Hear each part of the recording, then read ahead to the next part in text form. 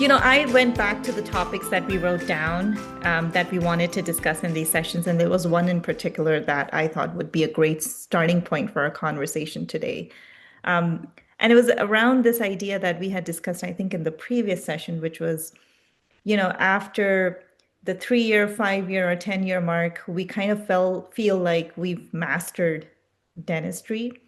And the question then starts becoming that by the time you hit that decade mark, it's already like you've been doing the same old, same old. And then there's this weird feeling that comes inside of us that's like, wait, am I allowed to feel like I want something else? Is there something else in the road? Am I allowed to feel this in the first place because I've dedicated myself to this? I went through dental school to get here, and how come I'm having these feelings at all? So it's a very confusing time for a lot of clinicians, and sometimes we're just scared to admit to ourselves that maybe it is something else beyond the clinic that we are seeking. And the way I put it is maybe it's less about beyond the clinic, like leaving clinical dentistry. Maybe it's just experience. We're looking for something deeper, something new, so that we can just feel fulfilled again. So curious about your thoughts on that one. Oh, such a great topic. Every topic's so great, isn't it? It's like we could go on and on. So I'm glad we're doing this. Yeah. So I think of that, when you say that, I think of that in three different categories. Yeah. So we have the people who um, become very proficient, as you're explaining, and then you realize that there's something about it didn't turn out how you expected. And maybe you want something more and you're not feeling as fulfilled as you thought it would.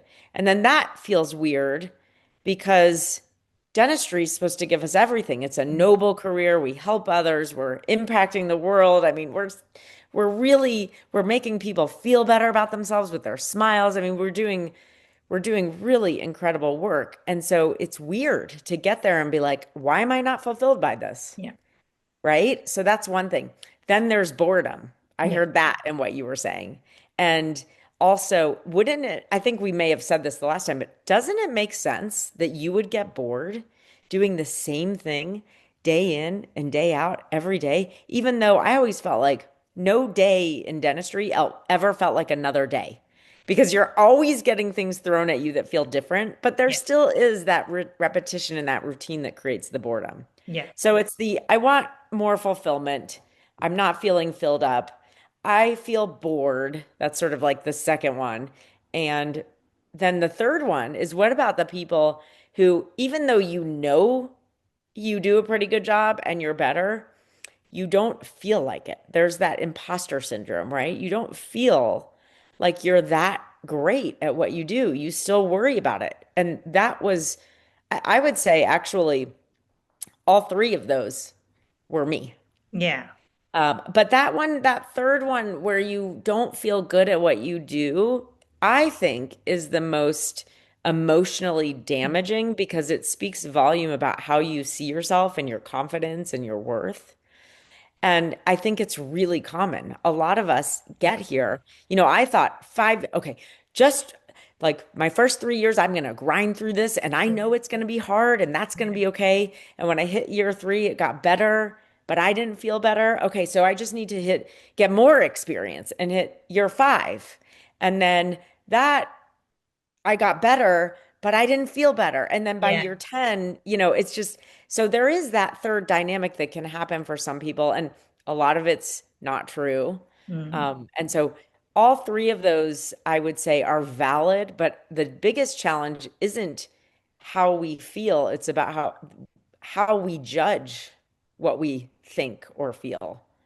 Exactly. And I couldn't agree more. It's kind of tricky because the way the society kind of structures this profession is also that you've got a good life. What do you have to complain about? And that's part of the reason why so many of us just prefer to keep it to ourselves rather than to even dare to say it to our even our spouses or our kids or maybe our parents that, hey, you know what? I'm not feeling it anymore. I'm not feeling the same enthusiasm that I felt when I entered the profession so many years ago. And how do I keep this thing going without jeopardizing this life that I've created for myself?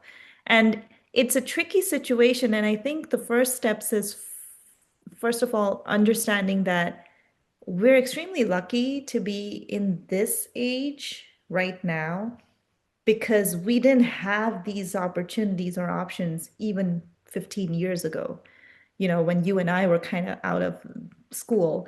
And it's interesting because now we've opened up as a society to a lot many more options compared to 15, 20 years ago. So there is an opportunity for us as clinicians to start exploring these um, conversations and different ways of expressing our interests beyond the operatory because it is possible. So the first step first, you can do it now. And it's as easy as going to chat and just having a deep conversation with ChatGPT or Claude or whatever your preferred AI tool is. And once you do that, then becomes the action step, which is, okay, how do I act on this feeling? And in that case, I always recommend it's good to build a community to find your people first because it'll make your action stage so much more easier. Otherwise, if you're always trying to do it on your own at the action step, you will tend to procrastinate and keep pushing it forward and forward and forward until another 5 years go by. And then you'll be feeling even more annoyed with yourself that, okay, I tried all that time ago, but I didn't do anything about it. So it's like this loop, this circle, this vicious circle of, I know I want this, but then I'm not feeling compelled enough to act on it. And how do we do that? A, you got to find your community. B, allow them to give you some kind of structure and stories on how they did it so that you can then act on it and hold yourself accountable.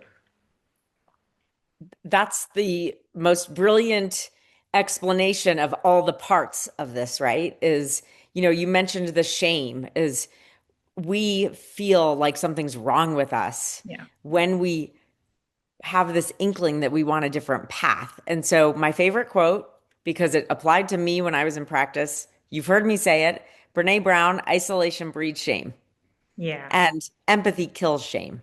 Yeah. And then you mentioned community. That's what community does.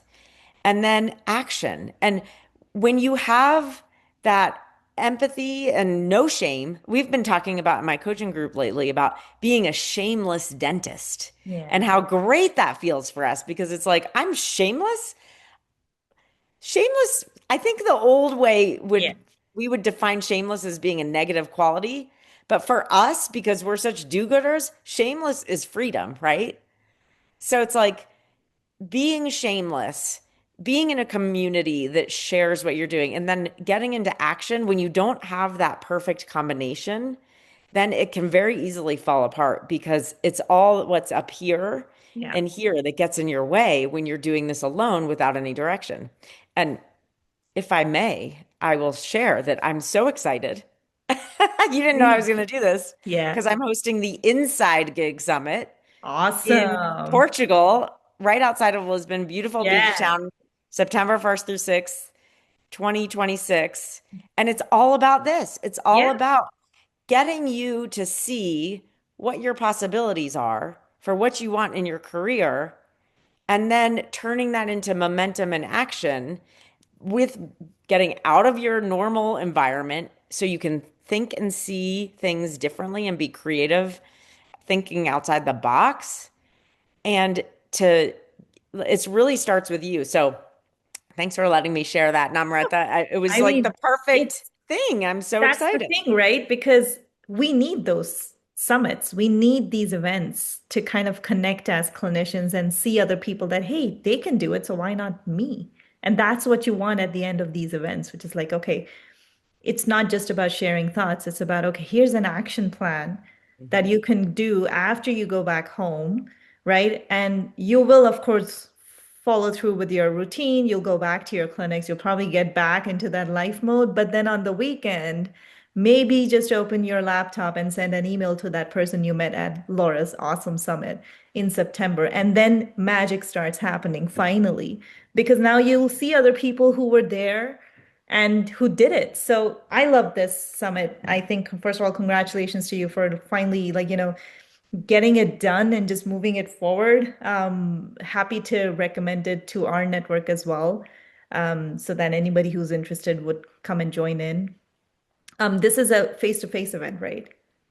Yeah, it's going to be really small. We have a gorgeous villa right on the coast, I love it. walking distance to this beautiful town called my friend and right hand woman in my business is Vera Marques. She Yeah. is Portuguese, and she Ah, says it's Cascais. I think I said it right. You know how I like to pronounce words in different languages and names. it's so nice. Cascais. So, I want to be able to say AKA that. yeah, Okay, I'm going to AKA Kashkash. Cascais. Cascais for all of us, English speaking people.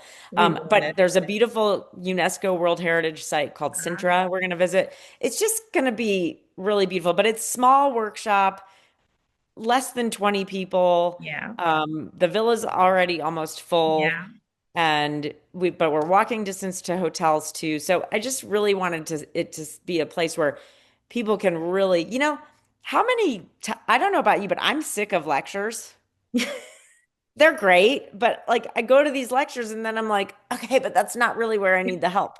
I need the help when I go home. I need the action plans. I need the plans. I need someone to run my strategy and my ideas by so that I can get that back and forth right now. Yeah. And that goes back into this thing that you Yeah. described earlier about the Structure. mindset, the no shame, the action, the community.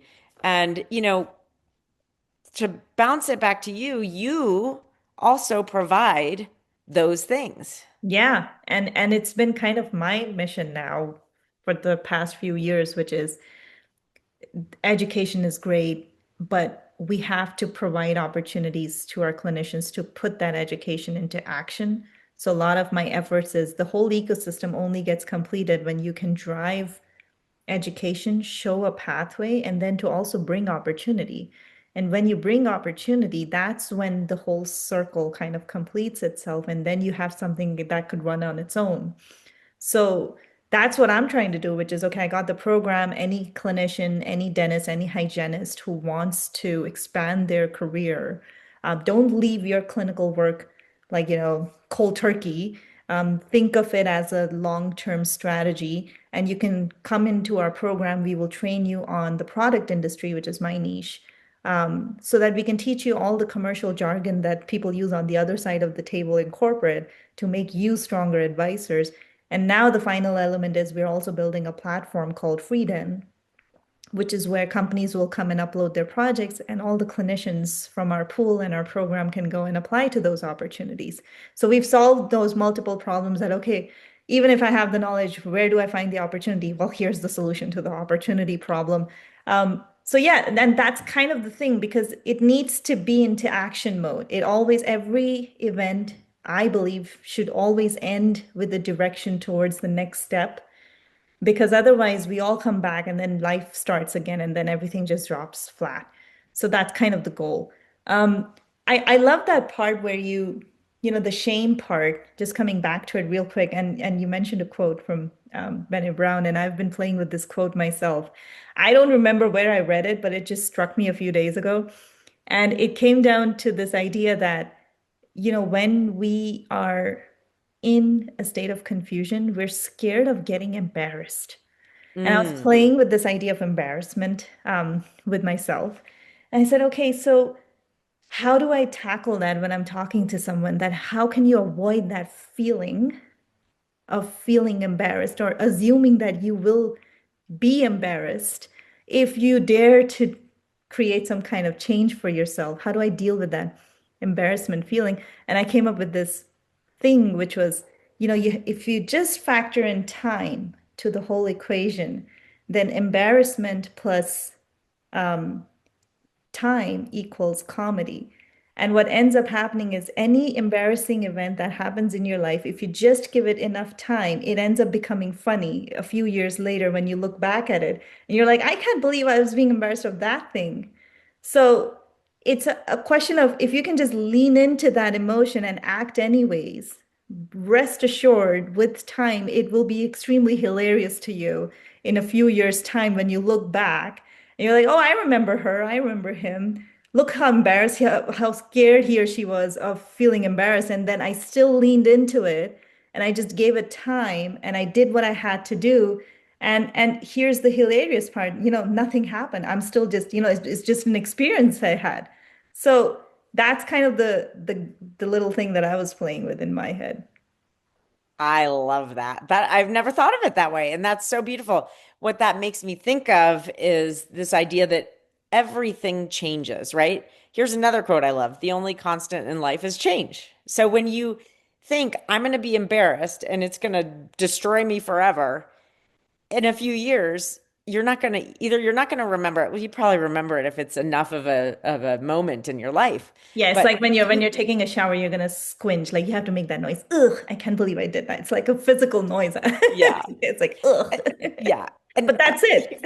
yeah, it's like, well, and this is what I'm personally, we're always working on ourselves. And this is what your reflection just was. That's what's so cool is you and I and everyone who's constantly evolving, it's because we're always working on this inner Yeah. world. And for me, what I'm working on is this idea that why do we think it's so awful to feel embarrassed? It's probably from something that happened in our childhood where, it doesn't feel good, Mhm. but it doesn't also really define us or matter.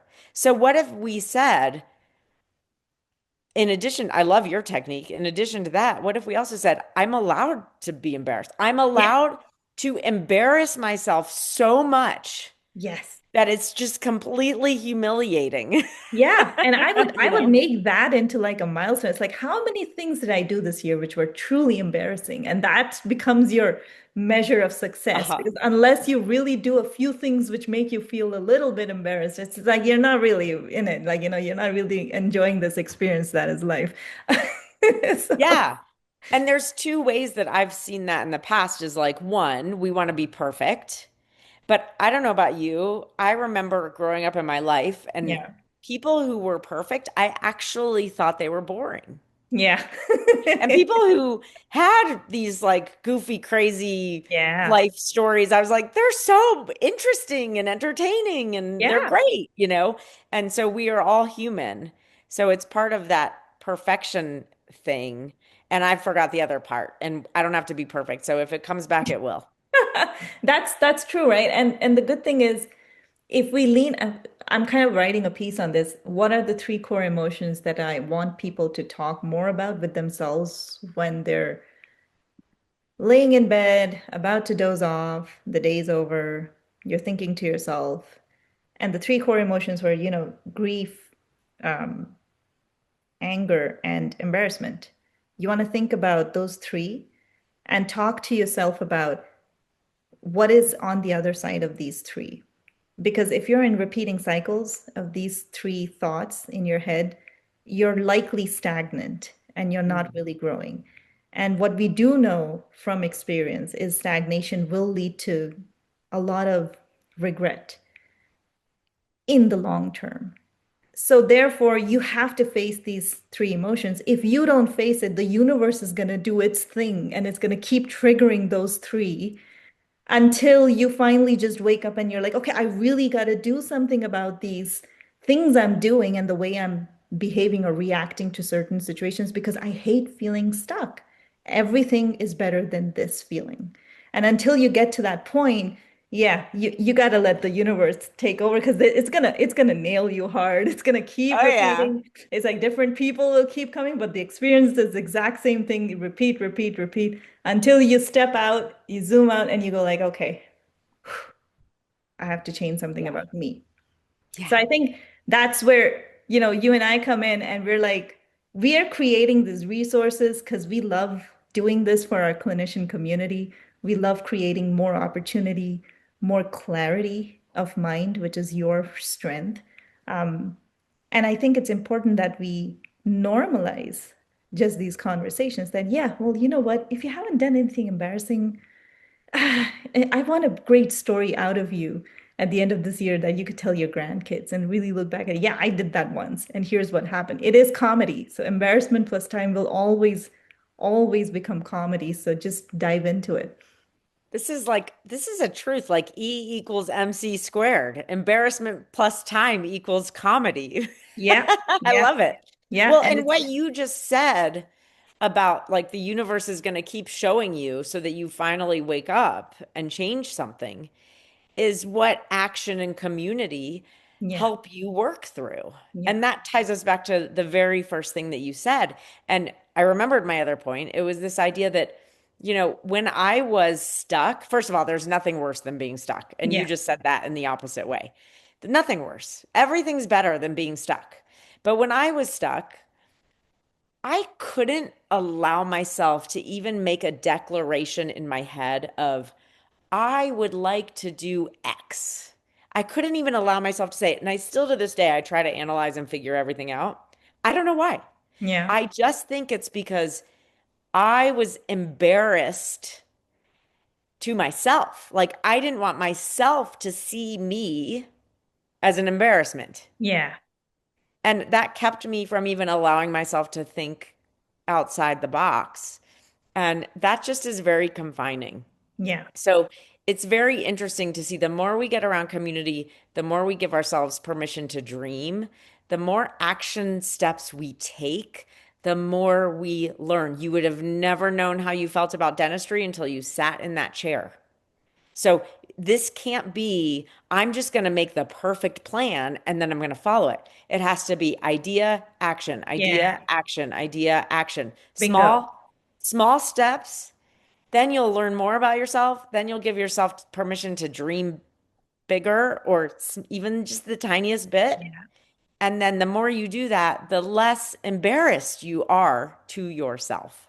Yeah, and one caveat to that is, like I said, don't jump into it willy-nilly, like cold turkey. Keep a part of yourself active and alive. That's your comfort.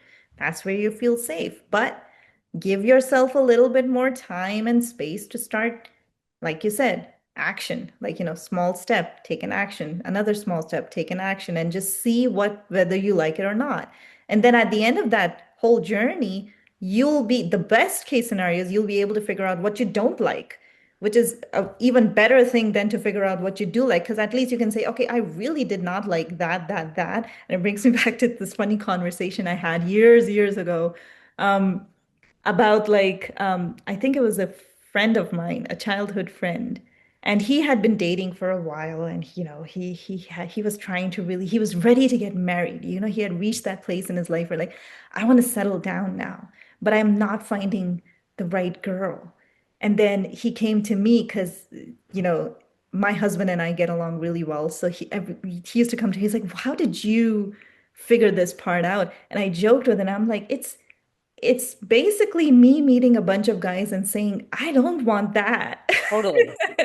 I definitely don't want that. I don't know what I want yet, but I do know from these, conversations that I do not want this. And therefore, I have to keep searching. So sometimes you can flip it too. It's allowed. You don't always have to go like, oh, I tried this, so now do I have to commit to it because I spent like 2,000 bucks on this course or whatever, whatever example you want to use. No, you tried it, test it, see if it works for you. Give it a fair shot, in all honesty, give it time. And if it's not for you, move on to the next action. And then finally let the universe step in again and give you the thing that you actually need because you dared to take on this path. So I think it's all just, it's like the magic is happening. You just got to step into it and allow it to take place. Oh, yeah, we love the magic, don't we? I love magic. Okay, Laura. Well, that's our session today. So thank you so much. I love Beautiful. these conversations, and all the best for the coming few weeks. In our next session, I don't remember what topic we're going to talk about, but it's going to be something around wake up, don't be scared, and just, be comfortable in your skin and allow yourself to, explore this wonderful world of dentistry beyond the clinic. Any last words? Nope. I'd love to let you have the last the last soundbite here, except Yeah. now I just ruined that. So you say something good again. No, just No, kidding. All right. there's no such Thank thing you as for good. having me. It's been amazing. Yeah, and I'll see you in the next session.